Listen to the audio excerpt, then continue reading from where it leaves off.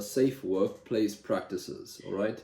So you want to isolate before you work.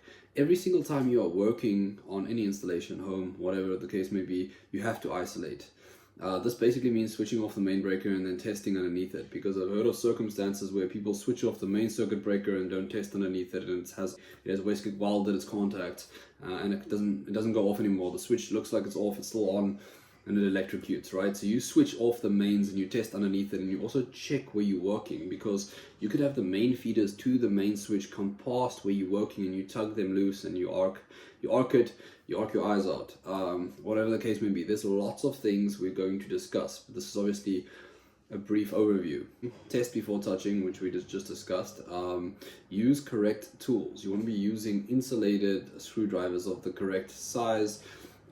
If you're drilling into a wall with one hand, you don't want to. You obviously want to have the torque setting as such that it isn't going to break your arm. You got to play things within the realm of reality, because it is a very, very cool trade, being an electrician, but it is obviously very, very dangerous. So once more I say, I've heard of people drilling into concrete and the drill catching a piece of rebar and breaking their wrist off. Stuff like that, so it's almost happened to me. It's ripped me off a ladder before, holding onto it, standing on a dodgy ladder, having no help, alone on site, and just having to drill, and it caught me, pulled me off my ladder. I was fine. The next things are to wear the correct PPE. Alright, so if you around dust and stuff like that, you have to be careful. It's more dangerous than most think.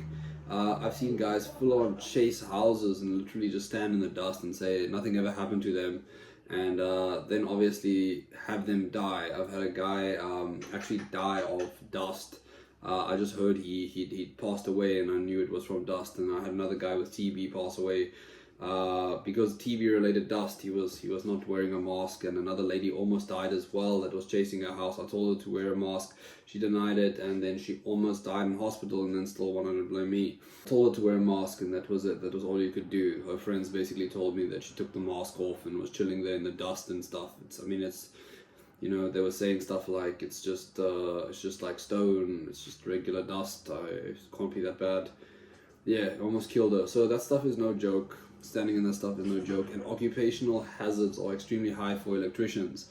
I mean, think about it. Even the lead they solder with is not even good for you. The stuff goes and lays in your head and basically never leaves, type of thing. Go read a study on lead if you want to really scare yourself. I've actually myself bought some lead-free solder to obviously just solder more safely. Your